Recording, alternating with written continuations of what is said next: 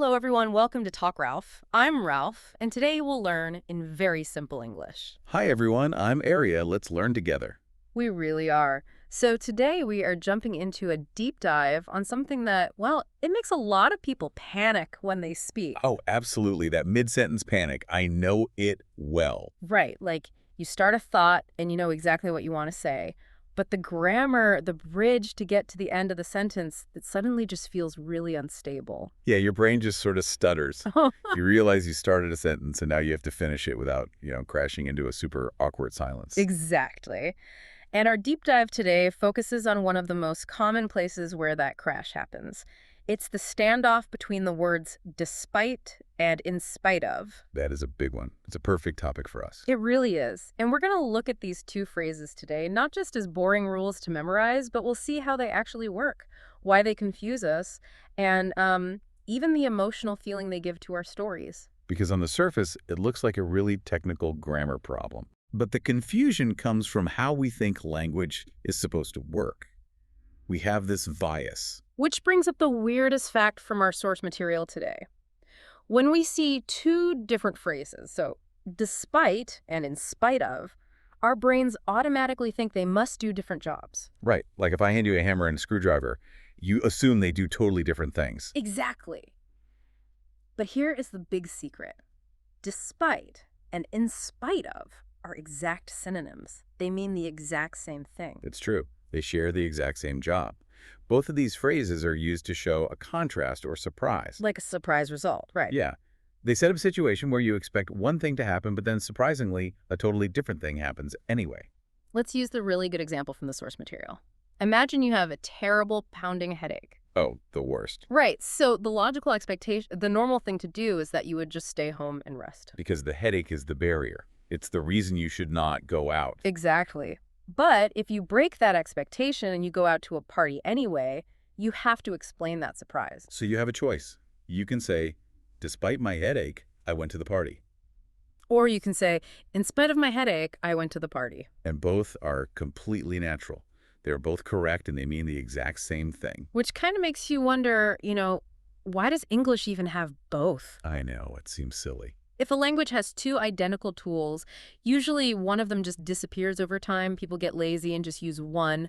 Why carry two wrenches that fit the exact same bolt? It does seem inefficient, but English actually loves having extra words. It loves redundancy because English really cares about the rhythm of how a sentence sounds. Ah, the musicality of it. Yeah, exactly. The only real difference between these two phrases is how they look and how they sound. Despite is just one word. It's quick. Two syllables, despite. Right. But in spite of is three separate words. It has a totally different rhythm. So having both just gives native speakers the choice to switch between them. It helps make a sentence flow better in conversation. So it literally just comes down to word count. One word versus three words. Basically, yeah. That is fascinating. But that flexibility is also kind of a trap for learners. Oh, for sure. Before we get into those traps, I just want to remind everyone listening, if you are enjoying this deep dive, please take a second to like, share, and subscribe to Talk Ralph. Yes, please do. And if you have any problem understanding something today, write it in the comments. We want to help you learn. We really do. Okay, so getting back to the rules. Knowing they mean the same thing is a huge relief, but mechanically, they have a very strict rule, right? Yes. They are interchangeable with each other, but they are not interchangeable with other words like although or even though. Right, and this is the golden rule from our deep dive today. It's absolute. Both despite and in spite of must be followed by a noun or a noun phrase. You have to attach them to a thing, a concept, an object. Let's use the fear of flying example. If someone is scared to fly, but they do it anyway, you say, despite her fear of flying, she got on the plane. In that sentence, her fear of flying is the noun phrase. It acts like one big block of a noun. And it works perfectly. It does. And you can swap it effortlessly. In spite of her fear of flying, she got on the plane. The sentence stays strong because you used a noun. But wait, this rule feels, I don't know, really restrictive. What if I'm telling a story to a friend and I want to focus on an action? What do you mean? Like, I don't want to just say, despite the rain, that's a noun. I want to use the full action clause. I want to say, it was raining. Can I say, despite it was raining, we went out? No, you absolutely cannot. Okay, good to know. Doing that breaks the golden rule completely. If you try to force a full sentence, like with a subject and a verb, like it was raining, directly after despite, the whole sentence just collapses. It's like trying to plug, a huge three-prong cord into a tiny two-prong outlet. Yeah, that's a great way to picture it. The meaning is the same. You want electricity, you want contrast, but the hardware just does not fit the wall. Exactly. The word despite just doesn't have the right shape to hold a full action clause. So if you really, really want to say it was raining, you have to change your tool entirely. You abandon despite. Yes. You pivot to even though or although. So you would say, even though it was raining, we went outside. Okay, that makes sense. You just changed the tool to fit the action. But looking closely at the grammar rules, there is a loophole, isn't there? Oh, there is. A way to cheat the system so you can use an action verb with despite. Yes, there is a very nice trick. You can use an action verb, but only if you change it into the ing form. Ah. In grammar, this is called a gerund. But basically, by adding ing, you freeze the action. You turn the verb into a noun. You package the action into an object. Exactly. Let's talk about being exhausted. Instead of saying the full clause, she felt tired, which needs even though, you freeze the verb feel. So you add ing to it. Right. It becomes, despite feeling tired, she finished her work. Despite feeling tired, that sounds supernatural. Or with the three-word version, you could say, in spite of working late, he still cooked dinner. The ing form fixes the problem. It lets you describe an action while still following the noun rule. I love that. But honestly, if the rules are this rigid, it has to be a noun or it has to be an in your word, it totally explains why people make so many mistakes in normal conversation. Oh, it really does. When we speak fast, we're juggling a million thoughts. We don't have time to stop and think, wait, is this a gerund or a full clause? No one thinks like that in real time. Which brings us to the real world traps, the big mistakes people make. And I have to bring up this funny story from our source material. Aria, this actually happened to you, right? Oh gosh, yes. It's a painful memory, but it perfectly shows what happens when we talk faster than we think. Tell everyone what happened with the text message. Right. So I was texting a friend, and I wanted to say I went for a walk during some really bad weather. It was rushing, typing super fast, and I sent, in spite the rain, I went for a walk. In spite the rain. Yeah. And my friend, who was a native speaker, just replied with one single character, a question mark. Just a question mark. That is brutal. It is the worst. A single question mark in a text message is like someone raising a huge eyebrow at you. It just stops everything to point out your mistake. It's so funny, but looking at your text, in spite the rain, it looks like your brain just dropped a word because you were in a hurry. That's exactly it. It's like typing gonna instead of going to. Yeah. In spite of is a fixed phrase, 3 words. Yeah. You can't change it. But when we talk or type casually, our brains try to save time. They optimize for speed. Right. And the word of doesn't really have a big meaning on its own. It's just grammar glue. So under pressure, my brain just threw it away to save a split second, resulting in spite thee. But to the person reading it, that missing glue makes the whole sentence wobble. It sounds totally broken. Before we get to the absolute biggest mistake people make, I just want to quickly say, again, if you are finding this helpful, please remember to like, share, and subscribe. It really helps the channel. Yes, it really does. And definitely drop a comment if you've ever made a funny texting mistake like mine. Please do make Aria feel better about it. Just joking. Okay, so dropping a word is one mistake. But there is another error that is the exact opposite. It's when people add an extra word. And it creates the most common mistake of all time. Oh, I know what you're going to say. Despite of. The phantom phrase. Yes. Even just saying despite of out loud, it feels wrong. It physically hurts my ears a little bit. It really does. Why do so many people, even really advanced English learners, constantly create this monster phrase? Well, it comes down to how our brains organize words. When you need to say a sentence with contrast, your brain pulls up both despite and in spite of at the exact same time. Because they live in the same mental folder. Exactly. So if you are nervous or just not paying close attention, your brain tries to use both of them at once. Oh, wow. It takes the nice clean word despite and accidentally glues the word of onto the end of it. It's like an autocomplete error in your head. Your brain knows the word of belongs somewhere nearby, so it sticks it on despite just to be safe. That's a perfect way to explain it. But we have to be super clear here. Despite of does not exist in the English language. Never. It is always, always a mistake. Never put of after despite. And there is a third trap we see a lot, too. It comes from that strict rule we talked about earlier.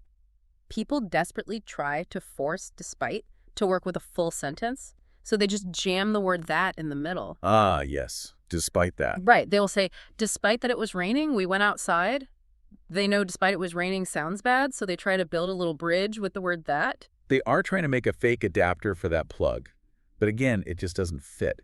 You have to either compress it to a noun despite the rain or change tools completely to even though it was raining. So let's say you are in a high-pressure situation, like a job interview, or you are giving a presentation, and you feel that grammatical panic starting.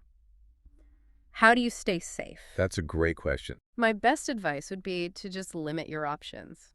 If trying to remember the three words in spite of is too stressful and you're worried about mixing them up, just default to despite. I totally agree. It's one word, it's clean, it has fewer moving parts, which means your brain is way less likely to accidentally make despite of. That's incredibly practical advice. Just use despite to reduce the processing load on your brain. But if despite is so clean and easy, it kind of brings us back to the question of why we even bother with in spite of at all. We talked about rhythm earlier, but it actually goes way deeper than just the musical sound of the syllables. It really does. The rhythm actually changes the emotion of the sentence. Yes. Let's talk about the emotional weight of these words. Yeah. Because our source, Deep Dive, describes them beautifully as the language of resilience.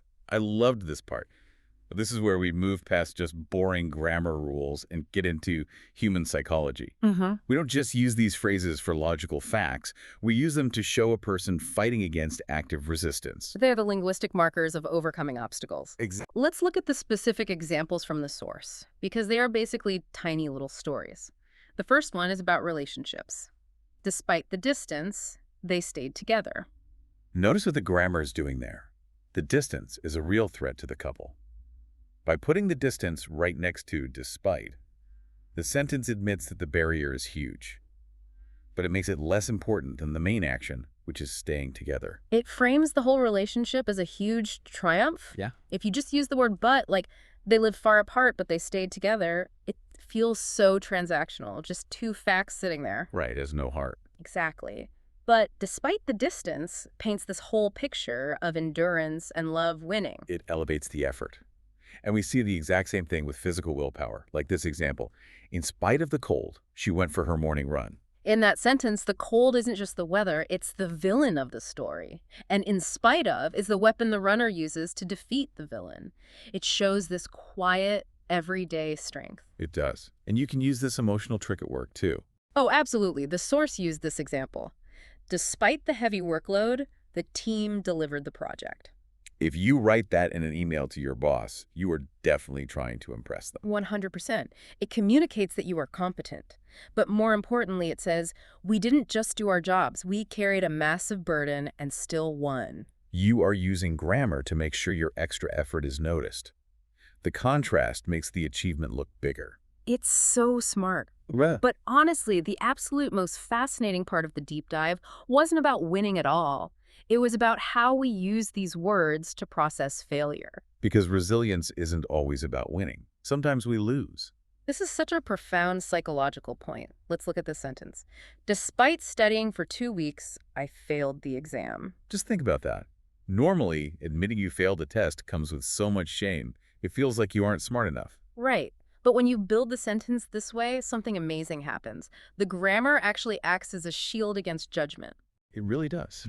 By putting the effort, the studying for 2 weeks, right inside the despite clause, you are proving that you did the right thing. You put in the work. You are saying to the world, I did my part. The failure happened, yes, but it happened separate from your hard work. It separates the effort from the final result. It creates this safe space where you can talk about failing without beating yourself up.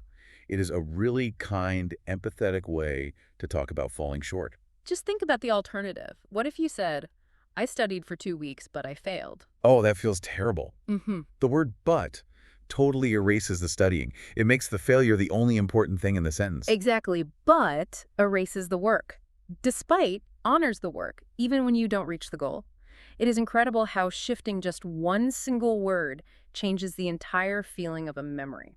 It really makes you realize that grammar isn't just a list of boring rules in a textbook. It's a reflection of how humans need to process life. Beautifully said. When you stop viewing despite as a tricky test question and start viewing it as a tool for empathy and determination, that is when you actually become fluent. You stop painting by numbers and start mixing the colors yourself. You learn to paint with resilience. I love that.